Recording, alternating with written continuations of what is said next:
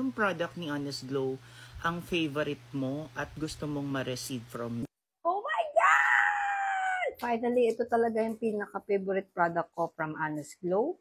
Sir J. Villanueva. Ito talaga yung gustong-gusto ko sa lahat ng product ng Honest Glow.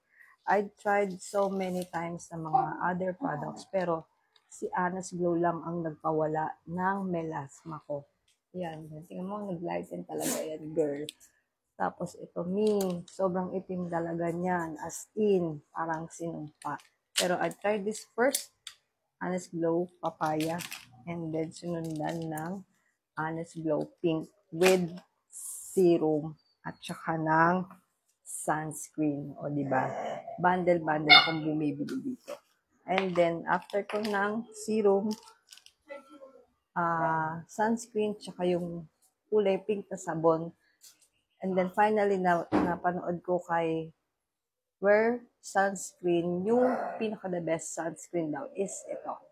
So, I didn't like it na rin. So, kaya bumili din ako nitong with ice at then serum.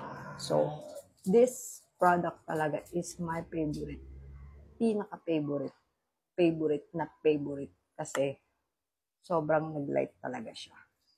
So, good luck. Thank you so much sa Honest Glow kasi nawala talaga siya. As in, nag-lighten. Sana mabalik na. Kuminis na siya, pumuti na siya, bumalik na siya sa dati. So, yan. Thank you so much, Sir Dave Villanueva, for the Honest Glow product.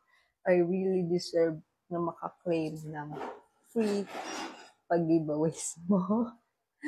And aside from this, nagre-resell na rin para ako. At saka,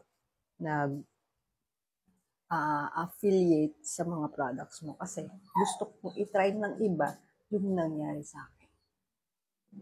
Grabe